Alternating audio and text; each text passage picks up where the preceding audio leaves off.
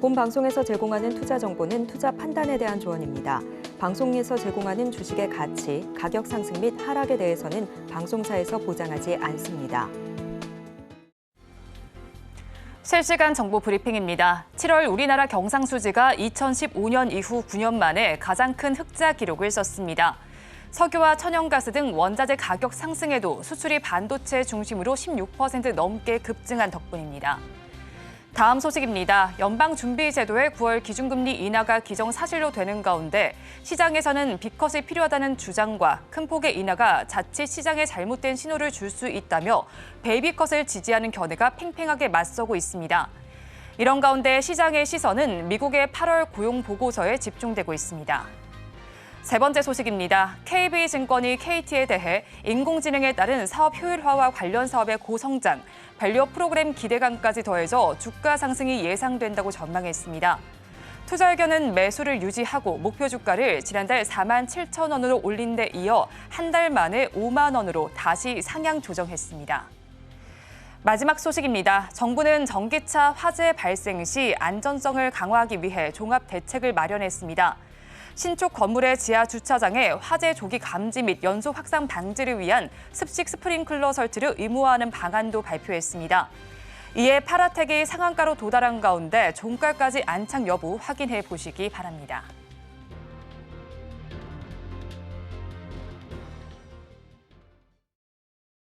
시청자 여러분 안녕하세요. 오늘을 돌아보고 내일을 준비하는 오늘장 내일장 일부 진행의 백선혜입니다. 시장에는 경제 지표가 엇갈리게 나오고 있습니다. 서비스업 PMI는 괜찮게 나왔는데 고용시장이 냉각되는 모습이 나타났습니다. 이렇게 지표가 엇갈리면서 나오다 보니 시장에는 관망 심리가 우세한 것으로 보입니다. 거기에 현지 시간으로 오늘 또 고용 보고서도 발표가 됐는데 이에 따라 시장의 흐름이 움직일 것으로 예상이 되고 있습니다. 관망 심리가 짙은 우리 시장, 양대 시장 어떻게 움직이고 있는지 지금 바로 체크해 보겠습니다. 오늘 양대 시장에서는 역시나 하락세가 두드러지게 나타나고 있습니다. 코스피와 코스닥 양대 시장이 모두 크게 빠지고 있는 가운데 코스닥 시장의 낙폭이 조금 더 크게 나타나고 있습니다. 코스닥 시장 무려 2%가 넘게 빠지면서 700선도 조금 위태로운 모습이 나타나고 있고요. 코스피 시장은 0.78%의 약세 흐름이 나타나고 있습니다. 그렇다면 하루 동안에는 어떻게 지수가 움직이고 있는지 코스피 시장을 먼저 살펴보겠습니다. 장 초반이 가장 고점이었고 그 이후 급락한 이후에는 조금씩 회복하려는 기조를 보이긴 하지만 장 초반보다는 못한 모습이 나타나고 있습니다. 지금 시간 0.8%의 내림세가 나타나게 되면서 2,554선에 지수는 반응하고 있습니다. 코스닥 시장으로 넘어가서도 살펴보겠습니다. 코스닥 시장의 분위기는 코스피 시장보다 굉장히 좋지 못한 양상이 펼쳐지고 있습니다. 장 초반이 가장 고점이었는데 급락한 이후에는 뚜렷하게 방향성을 잡지 못하면서 횡보하는 장세가 펼쳐지고 있습니다. 2%대 급락 양상이 나타나면서 지금의 지수는 709선을 유지하고 있는 모습 나타나고 있습니다. 이어서 수급 상황으로 넘어가 보겠습니다. 코스피 시장을 먼저 살펴보겠습니다. 오늘 코스피 시장에서는 기관과 개인이 쌍끌이 매수를 하는 가운데 외국인만이 홀로 파는 장세가 펼쳐지고 있습니다. 각각 살펴보니까 기관은 728억 원, 개인은 1,531억 원의 매수세를 나타내고 있는데요. 반면에 외국인만이 홀로 2,315억 원을 매도하고 있습니다. 외국인의 경우에는 4거래일 연속 매도 양상이 펼쳐지고 있고요. 기관은 2거래일 연속 매수세를 넣어주고 있습니다. 코스닥 시장으로 넘어가서 살펴보겠습니다. 코스닥 시장에서는 외국인과 기관이 동반으로 매물을 출회하는 가운데 개인만이 홀로 사는 장세가 펼쳐지고 있습니다. 규모를 살펴보면 외국인은 1,085억 원, 기관은 271억 원의 매도 우위를 나타내는 가운데 개인만이 홀로 1,322억 원 매수 우위를 나타내주고 있습니다. 외국인의 경우에는 2거래일 연속 매도세를 나타내고 있고요. 기관은 5거래일 연속 팔자세를 보여주고 있습니다. 선물 시장까지 살펴본다면 외국인 투자자들 어제 장 마감 기준으로 봤을 때는 매수 전환이 됐는데 오늘 장 다시 매도로 바꾼 모습이 눈에 띄고 있습니다. 이어서 시가총액 상위 종목의 분위기 살펴보겠습니다. 먼저 코스피 1위부터 5위 종목입니다. 1위부터 5위 종목 내에서는 혼조 양상이 펼쳐지고 있습니다. 먼저 반도체주를 짚어보겠습니다. 대장주인 삼성전자와 SK하이닉스 엇갈린 양상이 펼쳐집니다. 삼성전자의 경우에 0.29% 강세는 그래도 가져가고 있는데 7만 원 선 위로는 올라가지 못하는 양상이 오늘 장에서도 펼쳐지고 있습니다. 69,200원 선의 거래가 진행이 되고 있고요. 특히나 DB금융투자에서는 3분기 실적이 시장의 예상치를 하회할 것으로 전망을 하면서 목표 주가를 하향으로 조정하는 리포트가 나오기도 했습니다. 하지만 부진한 모습은 SK하이닉스에서 조금 더 크게 나타나고 있습니다. 2%대 급락 양상이 나타나고 있습니다. 15만 5,800원 선의 거래가 되고 있고요. LG에너지솔루션에서도 오늘 변동성이 나타나고 있습니다. 지금은 1%대 약세 흐름이 나타납니다. 40만 2,500원 선의 거래가 되고 있습니다. 자, 그래도 목표가 상향 조정 리포트가 나오기도 했습니다. 현대차증권에서 나와 있는 리포트였는데 이전보다 목표 주가를 24% 상향 조정하기도 했습니다. 다음으로 삼성바이오로직스 살펴보겠습니다. 오늘 부진한 시장 속에서 상대적으로 견조하게 움직이고 있습니다. 5거래일 만에 빨간불을 켜준 모습이 나타납니다. 2%대 강세 흐름이 나타나면서 95만 4천 원 선에 거래가 되고 있고요. 그리고 현대차 그룹에서는 긍정적인 이슈가 나와 있습니다. 그간 고전을 면치 못했던 중국 시장에서도 견조한 모습을 나타내고 있고요. 미국 시장에서도 날개를 펼치고 있습니다. 하지만 오늘 주가는 보합권에 머무르는 양상이 펼쳐지고 있습니다. 다음으로 6위부터 10위 종목으로 넘어가서 살펴보겠습니다. 6위부터 10위 종목 내에서는 KB금융을 제외한 모든 종목에서는 빨간불이 들어오고 있습니다.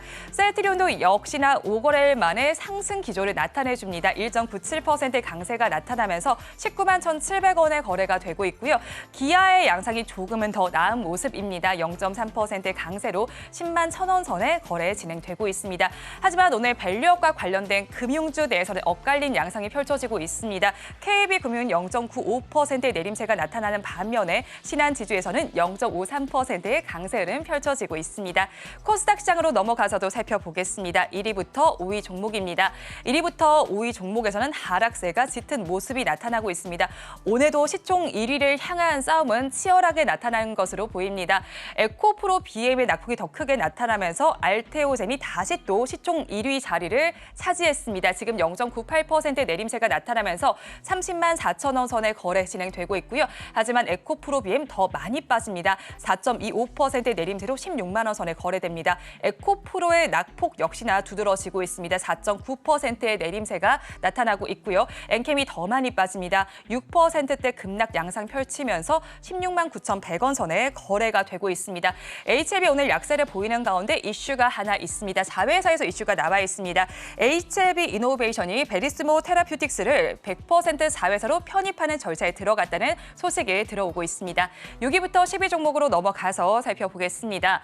6위부터 10위 종목 내에서는 엇갈린 양상이 펼쳐지고 있습니다. 자, 그래도 부진한 시장 속에서 클래시스는 견조한 흐름을 나타내고 있습니다. 앞으로의 실적에 대한 기대감 덕분이고요. 볼류머의 역시도 선대를 돌파했다는 소식이 들어옵니다. 4.67% 강세를 가져가면서 5만 3,800원 선에 거래되고 있습니다. 하지만 3천당 제약의 부진은 굉장히 눈에 띄고 있습니다. 7%대 약세 흐름을 나타내주고 있고요. 이번 한 주 동안 거의 20% 넘게 급락 양상이 펼쳐집니다. 13만 1,700원 선에 거래 진행되고 있고요. 리가캠 바이오 역시 힘을 내지 못합니다. 0.12%의 내림세를 나타내는 가운데 제약 바이오주 중에서는 그래도 셀트리온 제약이 강세 흐름을 나타내는 흐름이 눈에 띄고 있습니다.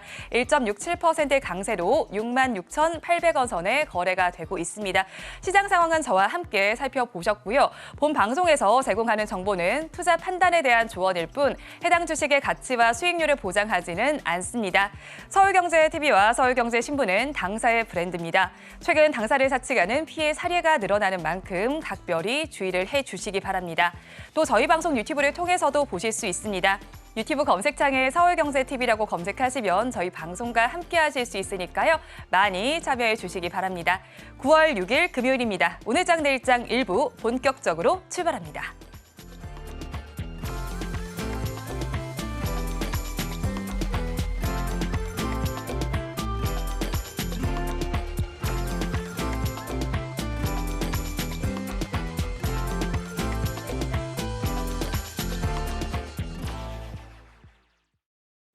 네, 오늘장 내일장 일부 글로원 파트너스 이성웅 이사와 함께하겠습니다. 어서 오십시오. 네, 안녕하세요. 네, 이사님, 오늘도 참 시장의 부진에 대해서 이야기를 하려고 하니까 마음이 참 무겁습니다. 자, 오늘 시장 상황 일단 한 줄 평으로 정리를 해볼까요? 한 줄 평으로 시장을 보면 무리할 필요 없는 시장임을 말씀을 드려요. 급할 것이 없다라는 점이겠고요. 이게 지금 우리가 시장 안에서 좀 확인해야 될 부분이 이번 주간에서 미국 시장의 특성 같은 경우가 경제 지표에 따라서 시장 변동성이 커졌어요. 이게 매크로 시장 형태가 보통 이렇게 발생을 하는데 우리나라가 상대적으로 글로벌 시장 대비해서 또 약한 상황입니다. 그럴 땐 시장 해외에서도 그렇고 우리나라에서도 그렇고 주시하고 있는 하나의 지표가 고용 지표의 발표입니다. 이게 어떻게 나올지에 따라서 주간 현재까지 발표한 지표보다 더 시장의 변동성이 커질 수 있음에 따라서 급하게 현금은 쓸 필요가 없는 시장임을 말씀을 드리고, 그다음에 여기에서 대부분 보유하고 있는 주식 같은 경우는 오늘 매수하지 않는 이상은 손실을 보고 있을 거라 생각이 드는데요. 그럴 땐 지금 시장에서는 낙폭과대죠. 과매도가 기술적으로 나온 종목들을 추려서 볼 필요가 있어요. 이제 삼성전자 같은 경우가 좀 그런 구간에 돌입을 했고, 어제 HD한국조선해양 같은 경우가 과매도 구간에 돌입을 했고요. 그런 것처럼 기술적으로도 종목들을 좀 추려서 좀 이렇게 압축을 할 필요가 있는 시장임을 함께 말씀을 드려봅니다. 아무래도 이렇게 종목을 압축을 해야 되는 이유는 지수가 부진하기 때문일 겁니다. 자, 그렇다면 이렇게 민감한 시장 상황 속에서 경기 방어주로 이 지수의 하락을 방어를 해보는 건 어떨지 하는 생각이 들기도 하는데 이사님은 어떻게 보세요? 경기 방어주 같은 경우로 자금을 분산을 해서 위험에 대한 부분을 방지하는 전략은 보통 개인 투자자분들은 잘 쓰지를 않습니다. 그런데 시장 지수를 추종하는 기관 같은 경우는 BM 정도죠. 지수 정도의 수익률을 추종하면 되다 보니까 경기 방어주라든지 그런 쪽을 편입을 합니다. 그러면 우리가 생각해야 될 게 개인 투자자분들의 가장 큰 강점은 선택과 집중이라는 점이거든요. 종목 같은 경우에 비중을 자유스럽게 조절을 할 수 있고, 그다음에 거기 더해져서 방어주도 편입하고 싶으면 할 수가 있고, 그런데 지금 차라리 현금을 가지고 있다라고 하면 그걸 방어주로 넣어서 위험을 분산하는 건 이게 주식 비중이 더 늘어나는 하나의 시장에 빠졌을 때는 같이 빠질 수 있는 요인이 존재할 만큼 과매도 종목들이 성장주 쪽에서도 들어왔다 보니까 우리가 생각할 점은 현재로서는 방어지 형태 쪽을 추가 매수하기보다는 낙폭과대 쪽 같은 경우를 추가 매수 준비하는 쪽이 훨씬 더 나을 것 같아요. 그 다음에 우리가 방어지 형태를 갖춘 종목 중에 2분기 실적부터 확실히 달라진 종목은 KTNG를 대표적으로 말씀드릴 수 있겠고, 그다음에 지금의 환율 방향이 달라진 점이 달러 인덱스 같은 경우가 강세를 나타내다가 금리 인하 같은 경우를 반영하는 상황 안에서 그 강세가 둔화되고, 그와 함께 원달러 환율도 당연히 원화 강세로 흘러가겠죠. 그러면 원화 강세의 수혜를 볼 수 있는 쪽, 비용의 절감이 나타나는 쪽이죠. 근데 그 비용 절감만큼 본업 같은 경우도 최소한 상반기 정도의 수준을 유지할 수 있는 체력을 갖고 있어야 됩니다. 그러면 한국전력 이런 종목이 대표적인 방어주 중에서 실적이 그래도 빠지지 않는 그런 종목임을 말씀드릴 수가 있겠어요. 네, 개인 투자자분들이 접근하기는 사실 조금 어렵기는 하겠지만 경기 방어주 성격의 종목들을 좀 추려서 말씀을 해주셨는데, 경기 방어주 중에서 최근에는 조금 더 눈에 띄는 섹터 쪽이 통신과 관련된 쪽이 더라고요. 사실 시장은 부진했지만 이쪽은 부진하지 않았습니다. SK텔레콤의 경우 오늘까지도 50주 신고가 경신하는 흐름이 나타나기도 하는데, 자, 그렇다면 지금 최근 들어서 다시 상승세를 이어가고 있는 통신주에 대해서 저희가 지금 접근 전략 짜봐도 괜찮을까요? 통신주 같은 경우가 아마 이쪽은 단기로 접근을 하시는 분들보다는 좀 시기열을 늘려서 접근하시는 분들이 많을 것 같아요. 그러면 보통 약간 찬바람이 불 때 배당주 같은 경우를 매수하자 이런 전략들이 있는데요. 가을에 보통 많이 들어와요. 연말 배당이 있는 경우가 원래는 대부분이었다 보니까, 그런데 이제 분기 배당으로 바뀌기도 했죠. 통신주가 성장에 대한 부분은 뭐 AI 쪽과 네. 결부해서 현금 흐름이 좋다 보니 그런 투자를 신사업으로 많이 진행을 해오는데요. 주가는 보통 박스권 흐름이 많습니다. SK텔레콤 같은 경우도 뭐 4만 원대 중반에서 한 6만 원 이 정도 구간에 박스권을 두고 움직이거든요. 그런데 지금은 한 6만 원대의 박스권 상단 쪽까지 주가가 올라온 상황이다 보니까요. 여기에서는 좀 기다림이 필요함을 종목을 통해서 말씀을 드릴 수가 있겠습니다. 즉 종목별로 우리가 접근하는 특성들이 다른데 뭐 배당주의 시즌이 오는 게 맞고 그다음에 금리 인하 주기에는 배당 수익률 같은 경우는 금리 인하에 따라서 연동해서 낮아지는 게 아니다 보니 상대적으로 매력도가 더 있기도 합니다. 그럼에도 불구하고 주가 수준을 봤을 때는 박스권 상단에 와 있다 보니 여기에서 전 고점을 간다 하면 10% 정도의 상승이거든요. 네, 근데 전 고점을 갈 수 있다 없다라고 결론 내릴 수는 없다 보니까 차라리 박스권 하단까지 주가 조정을 기다리는 게 훨씬 더 낫다라는 말씀을 SK텔레콤을 통해서 드립니다. 일단 섣부르게 접근을 하기보다는 조금 더 내려간 지점에서 공략을 해보시는 게 좋을 것 같습니다. 그리고 경기 방어주 설명을 해주실 때 KTNG도 함께 좀 설명을 해주셨어요. 그 관련해서는 살펴보면 목표 주가를 상향 조정하는 리포트가 나오기도 했습니다. 내용을 좀 보니까 뭐 성장과 방어가 동시에 이루어질 수 있는 종목이다라는 부분인데 이 리포트 내용도 한번 좀 분석해 볼까요? 성장 같은 경우는 KTNG가 원래라면 일반 담배 쪽 사업을 했죠. 그다음에 우리가 많이 건강을 위해서 먹는 뭐 홍삼, 이제 건강에 나쁜 쪽과 좋은 쪽 같은 경우를 같이 포트폴리오로 갖추고 있다 보니까 뭐 무난한 포트였어요. 무난한 포트. 근데 그 안에서 담배와 관련된 부분이 전자담배 사업으로 확장을 했습니다. 전자담배 같은 경우가 해외 기업과 함께 이렇게 연계돼서 사업을 하면서 국가들이 늘었어요. 수출을 하는 국가가 늘어나다 보니까 실적은 이번에 예상치를 상회하는 실적이 나타났고 거기에 더해서 배당과 관련된 부분의 성향도 조금 더 커질 수 있는 재원이 확보가 되었습니다. 그래서 우리 KT의 그다음에 SKT의 성격과 비슷하기는 한데 분기 실적의 성장까지 같이 나온 거죠. 그렇다 보니까 주가 상승이 나타나는 상황임을 말씀을 드릴 수가 있고 연간으로 예상되는 영업이익 같은 경우가 한 1조 1천억 원 정도 그 정도가 예상이 되는데 시가총액이 이제 14조 정도까지 올라왔어요. 그래서 KTNG 같은 경우도 주가가 이제는 올라올 만큼 정도는 올라왔다라고 보시면 될 것 같아요.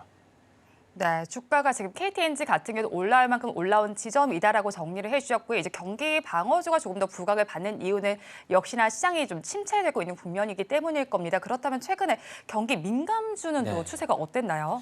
경기 민감주들은 좋지 않아요. 좋지 않다라는 이유가 미국에서 화두가 되는 게 경기의 불안정성입니다. 최근에 원래 안 보던 우리가 금리와 관련된 지표인 고용, 물가 같은 경우를 집중적으로 좀 보고 있잖아요. 그리고 그 지표들이 발표가 되었을 때 시장 변동성은 커집니다. 즉 시장과 연결된 고용 물가가 상관계수가 높아졌다라는 점이거든요. 그게 매크로 시장임을 얘기를 할 수가 있겠는데요. 그래서 경기와 직접적으로 민감한 쪽은 좀 시장의 하락폭보다는 더 크게 조정을 받고 있습니다. 왜냐하면 문제는 경기이다 보니까요. 그러면 여기에서 경기 민감주 같은 경우가 낙폭 과대권에는 들어왔어요. 네. 그러면 이 종목들 같은 경우가 펀더멘탈이 좋다 해서 실적이 좋다 해서 반등이 나올 수 있는 건 아니거든요. 매크로 변수 같은 경우가 해소되는 걸 확인하고 시장은 반등이 나올 수 있습니다. 그러면 매크로 변수가 해소됐을 때 주말에 고용 지표가 잘 나왔어요. 주 후반에 내일 오늘이죠. 오늘 그 9시 반에 고용 지표가 잘 나왔다라고 하면 시장은 위로 이렇게 상승을 하겠죠. 그랬을 때는 낙폭과대주들의 상승이 시장의 반등보다는 더 강하게 나타날 겁니다. 그 중심에 경기 민감주가 있고요. 그러면 우리가 생각을 할 게 고용에 대한 지표가 좋을 수 있으니 지금 가용되는 현금을 경기 민감주 쪽에 넣어서 이거를 기다린다라고 하기에는 불확실성을 해소하는 거를 볼 필요가 있고 불확실성이 해소되는 단계에서는 시장 변동성이 줄어들 겁니다. 그래서 그 부분을 확인하는 단계가 필요함을 좀 말씀을 드리고 그러면 또 현금을 써야 될 시기가 종목이 과매도권에 들어왔잖아요.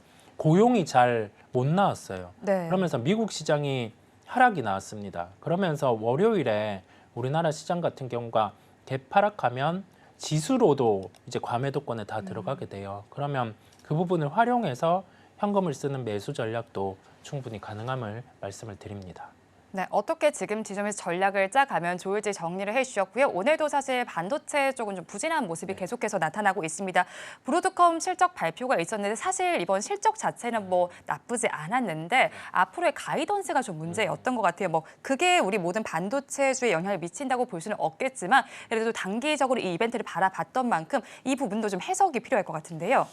브로드컴 실적에서 보면 AI 부분과 BAI 부분의 실적으로 구분해서 볼 필요가 있어요. 자, AI 쪽이 지금 계속 화두가 되는 게 과연 돈을 벌 수 있을까라는 점이거든요. 시장이 좋았다라고 하면 AI에 관련된 부정적인 화두가 시장에 부각되지 않았다라고 하면 브로드컴 실적 발표 이후에 뭐 AI 부분이 좋았으니까 본업이 좋았으니 주가가 빠지지는 않았을 거예요. 시간으로 한 7% 정도까지 빠졌었죠. 그런데 이걸 놓고 우리가 판단할 점은 AI가 돈을 벌어주는 걸 보여주면 주가들은 반등이 나올 수 있을 거예요. 아, 당연한 소리죠.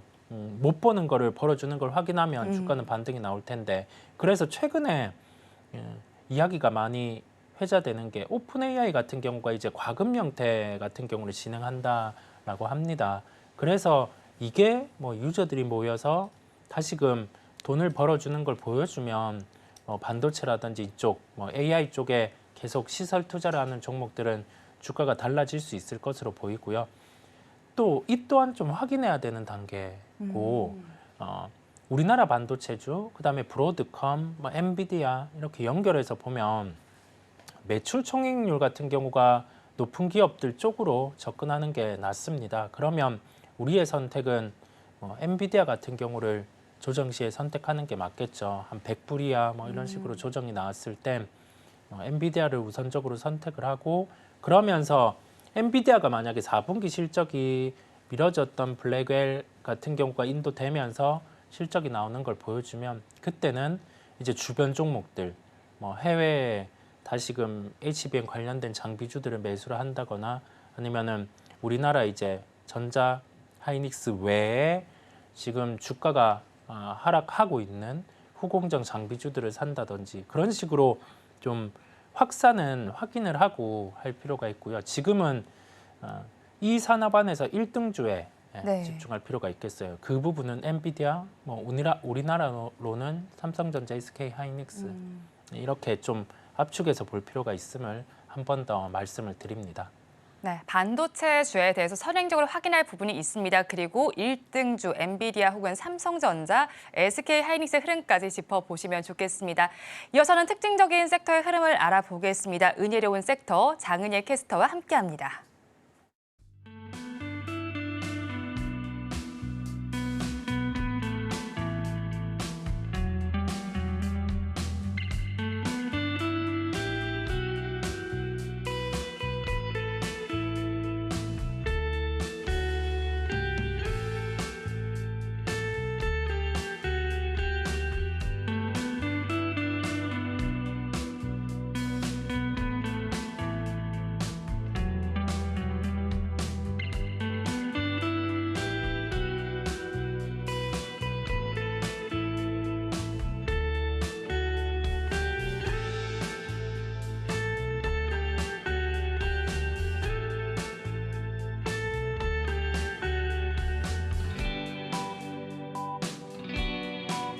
네, 은혜로운 섹터 장은혜입니다. 테슬라가 자극하고 있는 섹터는 정말 많죠. 자율주행, 2차 전지, 우주항공, ESS 등등 다양하게 있는데요.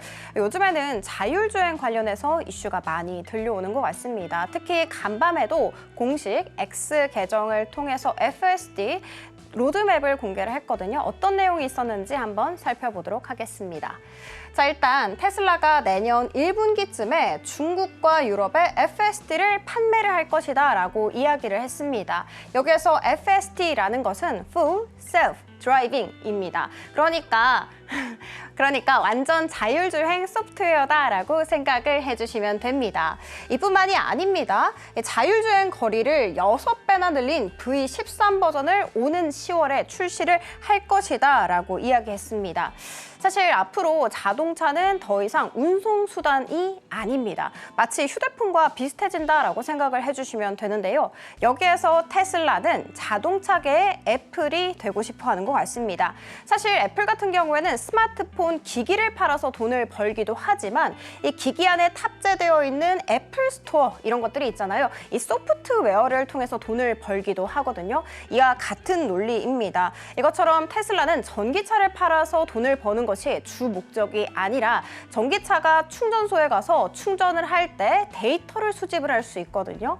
이 수집된 데이터를 바탕으로 해서 FSD 소프트웨어를 만들고 이것을 판매하는 것이 주 목적이다라고 생각을 해주시면 됩니다. 그리고 테슬라의 최종 목표는 바로 테슬라 차량을 포함한 그것이 아닌 차량까지 모두 다 전부 다 이 자신들의 소프트웨어를 탑재하는 것이 그 꿈입니다. 스마트폰의 예를 들자면 사실 우리가 어떤 스마트폰을 사든 상관없이 구글 앱스토어 그리고 애플 앱스토어가 탑재가 되어 있잖아요. 그것처럼 되고 싶어 하는 것 같아요. 자, 일단 이 FSD 소프트웨어 얼마인지 궁금하시죠? 제가 한번 찾아봤더니 미국에서 한 달에 13만 원이나 내야 이 소프트웨어를 또 구독하고 사용을 할 수 있다는 거 참고해 주시면 좋을 것 같습니다. 자, 그리고 국내에서도 들려온 이슈가 있었어요. 윤 대통령이 광주 자율주행 특화단지에 앞으로 5년 동안 534억 원을 투자할 것이다 라는 이야기가 사실 어제 오후에 들려왔거든요.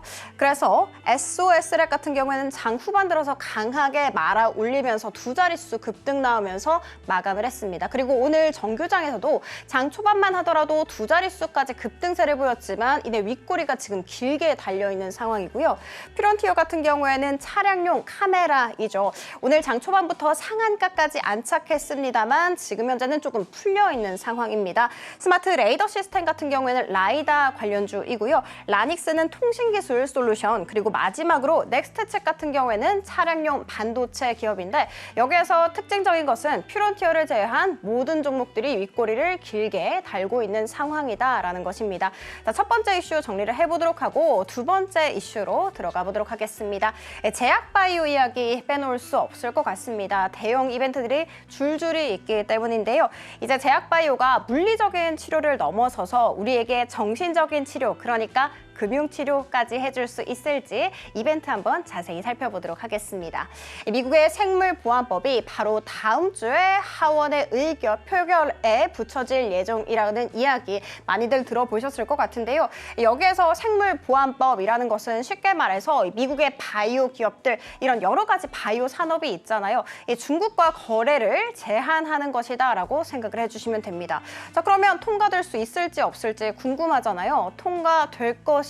그리고 심지어는 패스트트랙 처리까지 해서 정말 빠르게 이게 절차가 밟아질 예정이다라는 이야기 나오고 있습니다. 그리고 그 수에는 당연히 우리 국내 CDMO 기업들이 받아갈 예정인데 그 안에서도 가장 대장격이라고 할 수 있는 것은 바로 삼성바이오로직스 꼽을 수가 있겠죠. 실제로 최근에 컨콜에서 이렇게 이야기했습니다.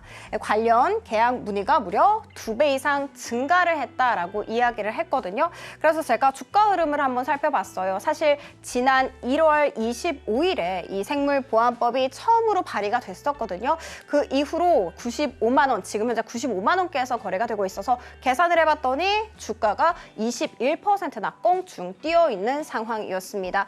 이렇게 생물보안법뿐만이 아니라 다양한 각종 이벤트들도 있죠. 일단 WCLC 세계 폐암학회는 당장 7일에 있을 예정이고요. 에스모 같은 경우에는 유럽 종양학회죠. 오는 13일에, 그리고 마지막 이 M&A 같은 경우에는 유럽 핵의학회거든요. 이것은 10월 15일에 있을 예정입니다. 이렇게 국제간 학회 살펴봤으니까 여기에 참가하는 기업에 대해서도 살펴보도록 하겠습니다. 일단 유한양행과 HLB는 모두 다 이 두 가지 학회에 참가하겠다라고 이야기를 했고요.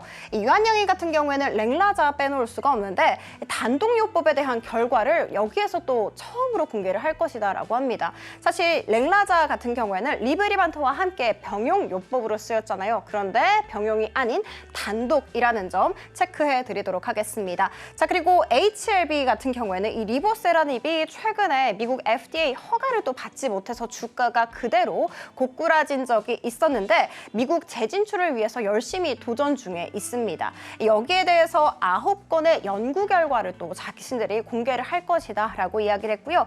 마지막으로 퓨처캔 같은 경우에는 10월 15일에 있을 이 M&A에서 전립선암 치료 물질 결과를 공개할 것이다 라고 이야기했습니다. 정말 국제간 이벤트들이 많은 만큼 이벤트를 하나하나 깨나가면서 세론으로 작용을 할지 아니면은 상승 모멘텀이 지속이 돼서 쭉 우상향을 할 수 있을지는 저희 방송 통해서 확인하시기 바라겠고요. 일단 오늘 이 안에서는 유일하게 대장의 품격 삼성바이오로직스만 빨간불을 켜내고 있다는 거 체크해 드리도록 하겠습니다. 자, 그러면 국내 테마 탑3로 들어가 보도록 하겠습니다.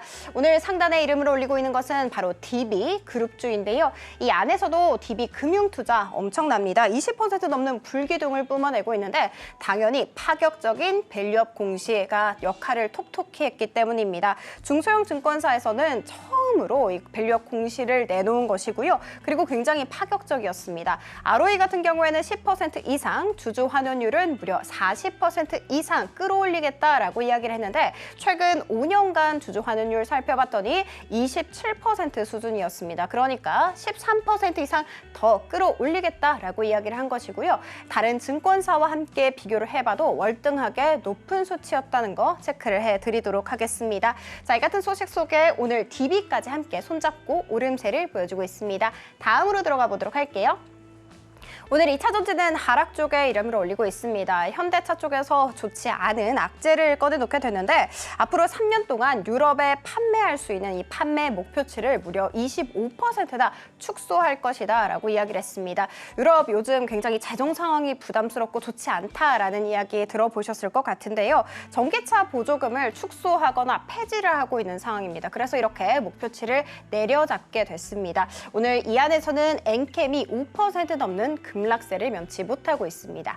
마지막으로 들어가 보도록 하겠습니다. 오늘 조선 쪽에 있어서는 악재가 무려 2개나 있었습니다. 먼저 HD 현대중공업 쪽에서 사측이 제시한 임금을 노동자들이 거부를 하게 됐습니다. 그 말은 즉슨 앞으로 파업이 더 이어질 수 있다라는 이야기를 의미하겠죠. 이뿐만이 아닙니다. 중국에서 조선소 1위, 2위 기업이 또 합병에 나설 수 있다. 그리고 합병이 진행 중이다라는 이야기를 내놨거든요. 사실 이렇게 몸집이 커지는 만큼 원래도 저가 공세가 진짜 심했는데 더욱더 심각해질 수 있다라는 우려 속에 오늘 이 안에서는 한화오션이 가장 급락세를 보여주고 있습니다. 자, 의료론 섹터 맞춰보도록 하겠습니다.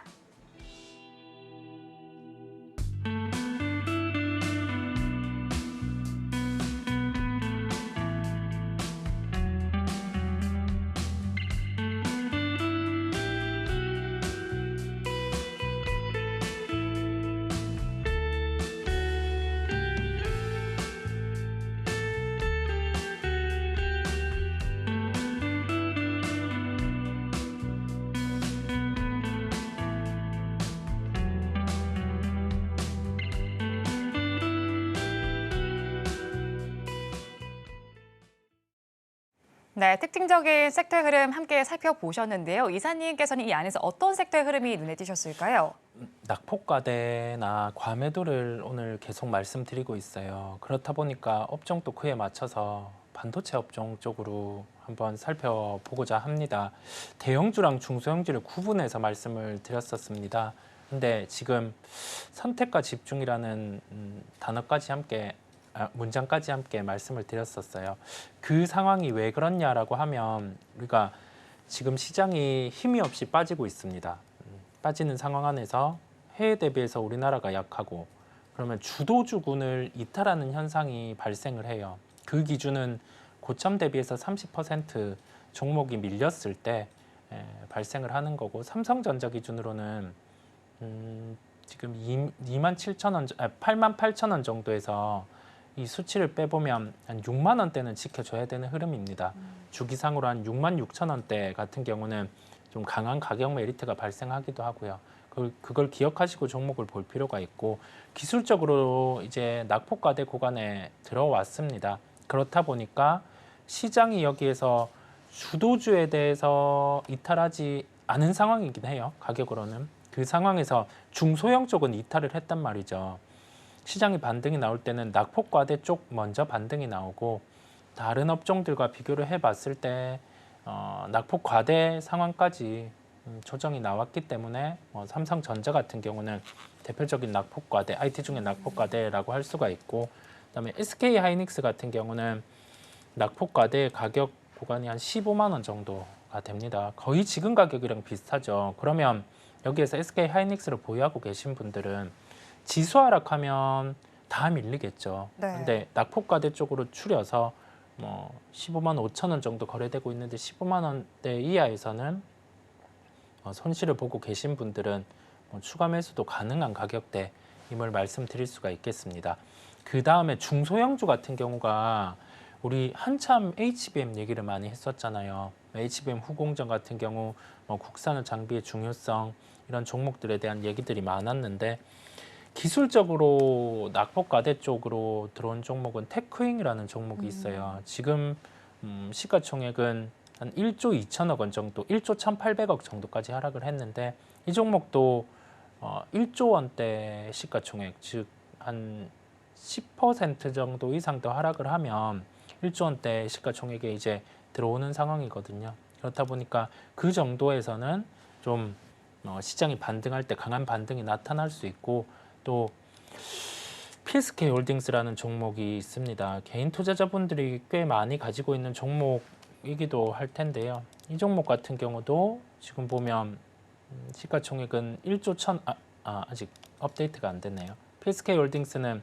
8,215억 원에 거래가 되고 있고, 가격으로는 38,150원이거든요. 아직 낙폭과대 구간에 들어오지는 않았어요. 아마 10% 정도 종목이 더 하락했을 때는 들어올 수 있는 구간입니다.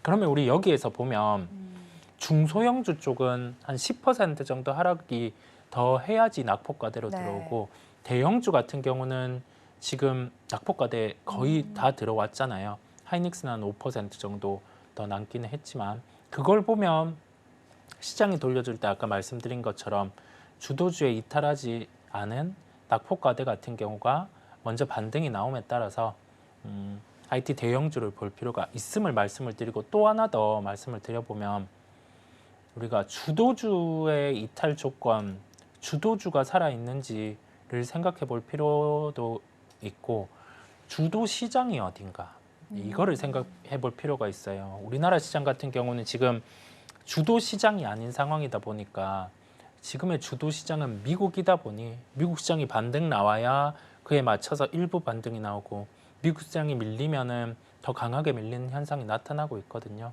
그래서 똑같은 얘기지만 미국 시장의 흐름을 더욱 중요하게 주시를 해봐야 될 것 같아요. 그러면 하나 더 봅니다. 미국 시장이 반등이 나왔어요. 네. 근데 우리나라 시장은 약하잖아요.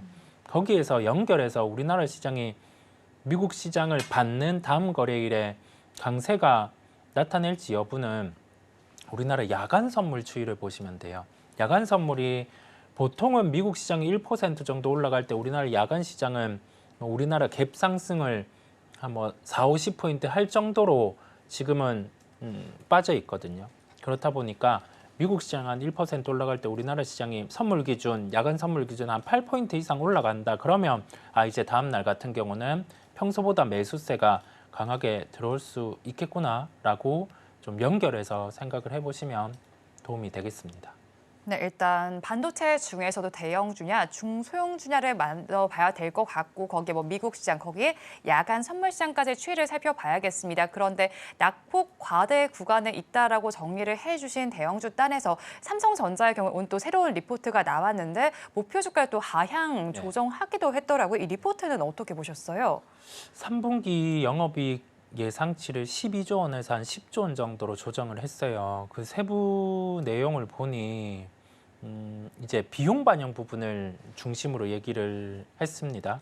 단가가 빠질 수 있는 면도 있고요. 3분기, 4분기 때는 보통 뭐 인센티브 비용 같은 경우가 나가다 보니까 그거를 녹여냈고, 보통은 비용 반영을 할 때도 영업이익의 톤 조절을 하기도 한데 그거를 좀 세게 적기는 했어요. 자, 그러면 실적 추정치가 하향된 거는 맞아요. 실제 그 하향된 실적만큼 나올 수 있거든요. 그랬을 때 지금 주가 수준을 한번 생각을 해보는 겁니다.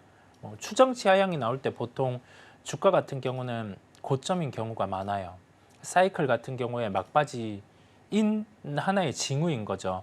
그런데 가격 조정은 그에 맞춰서 나왔거든요. 네. 그러면 우리 생각할 거는 실적 추정치의 조정과 이 사이클의 마지막만큼 삼성전자 같은 경우가 빠져 있다라고 하면은 뭐 못해도 트레이딩은 가능한 거죠. 못해도 트레이딩은 가격 메리트가 들어왔을 때. 근데 그 구간에 위치하고 있다 보니까 삼성전자를 들고 있는데 외국계 리포트 같은 경우가 이거를 꺾었으니 매도해야 되겠다. 그거는 아니고요. 충분히 신규 매수 같은 경우도 가능한 구간까지 왔고, 그리고 나서 대응은 이거를 들고 반도체가 좋다고 하니 정고점까지 간다. 그거는 좀 아니고 어느 정도 이 디램 낸드 수준 체력만큼의 정상 가격을 찾아갈 때는 뭐 충분히 매도를 할 필요가 있고, 그 기준 가격은 한 8만 원 정도, 그 정도 가격임을 말씀드립니다. 네, 일단 기준 가격까지 한번 정리를 해주셨고요.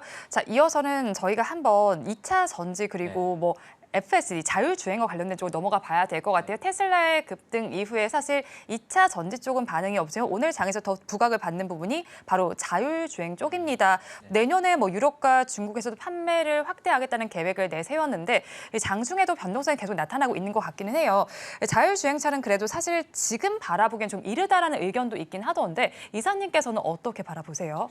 자율주행이 상용화가 되는 단계에서 우리가 확인할 수 있는 부분, 뭐 언제나 확인이라는 얘기를 많이 드리는데, 확인할 수 있는 부분은 그 보상과 관련된 부분에 대해서 누가 가장 책임 전가를 가지고 가느냐, 자동차를 만드는 회사일지, 그와 관련된 소프트웨어를 만드는 회사일지, 아니면은 자율주행 시스템, 뭐 부품, 뭐 라이다 이런 쪽을 만드는 회사일지, 그에 대해서 배상 비율이 정해질 때, 그때가 자율주행의 상용화가 임박했음을 얘기를 할 수가 있겠고요.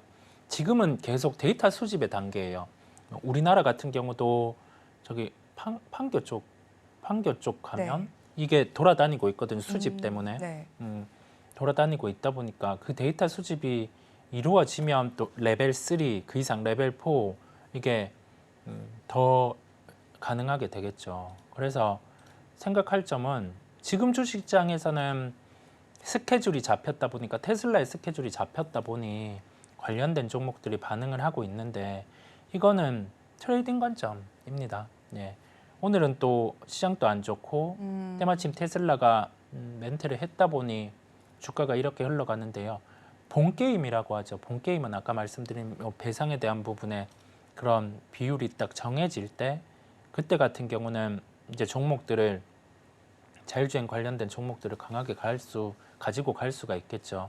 우리 뭐 계속 봤던 스마트 라이더 시스템이라든지, 현대오토에버라든지, 오늘 강한 퓨런티어라든지 이런 종목들 같은 경우도 실제 기술력이 있는 기업이다 보니까 그런 배상에 대한 비율이 확정될 때 단가를 더 주고 사더라도 그땐 공격적으로 살 수 있으니까요. 이게 진행이 된다라는 거다 보니 그 생각을 해보시면 되겠습니다. 그러면 보유자분들께서는 오늘의 상승에 크게 대응은 하지 않아도 괜찮을까요?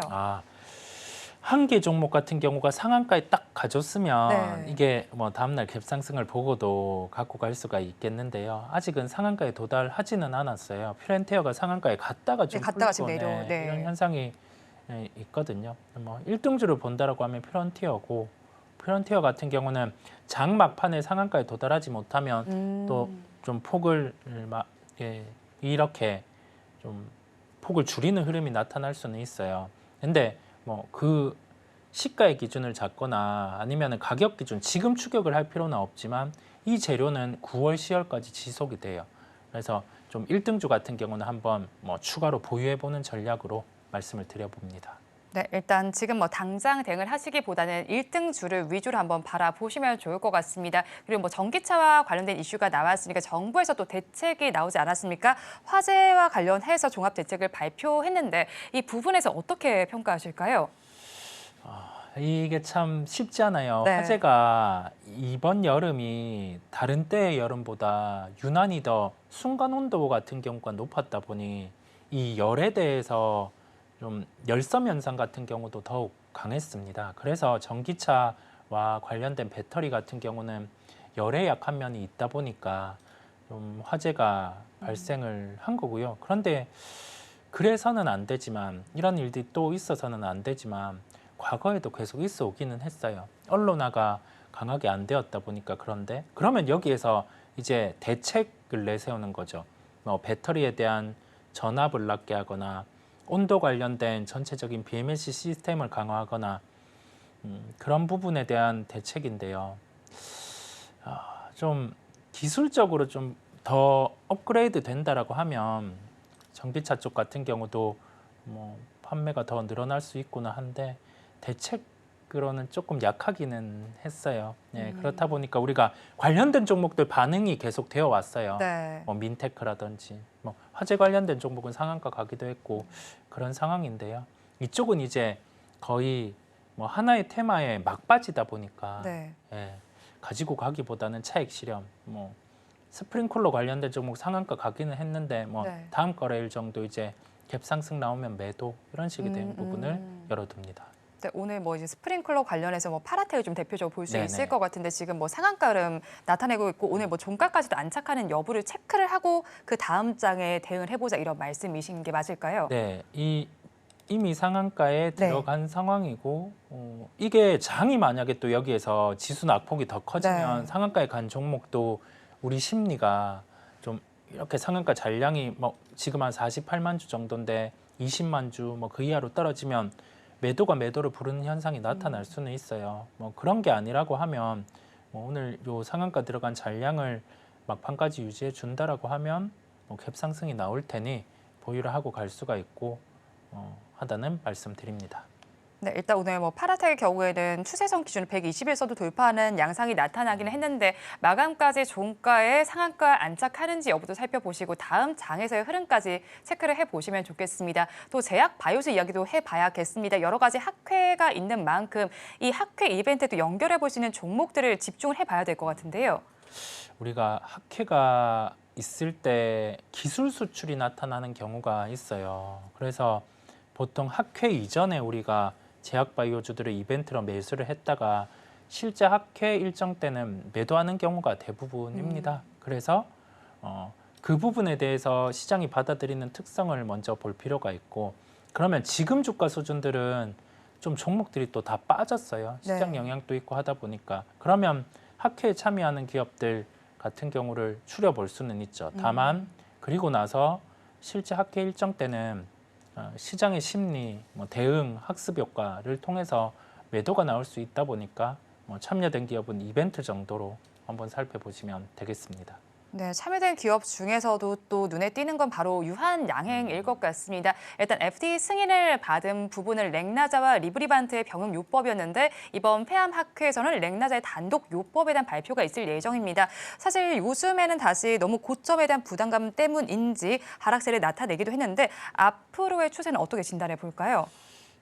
이게 뭐 수급적으로도 강했고 원래 뭐 그 이번에 병용 을 통해서 나왔던 데이터, FDA 승인 이걸 놓고 보면 기본 하단이 한 12만 원 정도가 돼요. 12만 원 정도 가격은 기본적으로 그 가치를 놓고 올라갈 수 있는 가격이었다 보니까 12만 원대는 지켜주지 않을까라는 생각을 해봅니다. 그래서 만약에 12만 원대 초반 이 정도의 조정이 나온다라고 하면 뭐 보유하고 계신 분들은 위에서 매수를 하셨다라고 하면 충분히 추가에 대한 부분도 열어둘 수 있겠고 병용요법으로 검증된 하나의 그 레퍼런스가 있다 보니까 단독과 관련된 부분도 뭐 얘기를 했을 때는 당연히 좋은 레퍼런스를 가질 수 있는 톤을 보여줄 것 같습니다. 그래서 계속 가격 조정 나왔을 때는 관심을 가질 수 있는 부분을 열어둡니다. 네, 유한 양행의 경우에는 가격 조정이 나왔을 때 관심을 가져보셔도 좋겠다는 의견까지 제시해 주셨습니다. 오늘 말씀은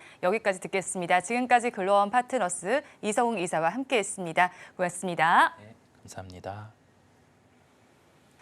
네, 본 방송에서 제공하는 정보는 투자 판단에 대한 조언일 뿐 해당 주식의 가치와 수익률을 보장하지는 않습니다. 오늘장 내일장 1부에서 준비한 순서는 여기까지입니다. 저희는 잠시 후 2부로 돌아오겠습니다.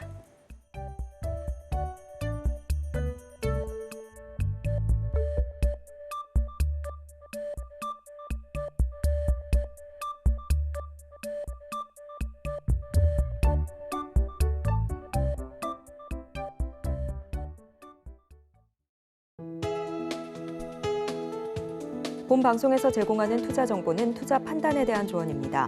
방송에서 제공하는 주식의 가치, 가격 상승 및 하락에 대해서는 방송사에서 보장하지 않습니다.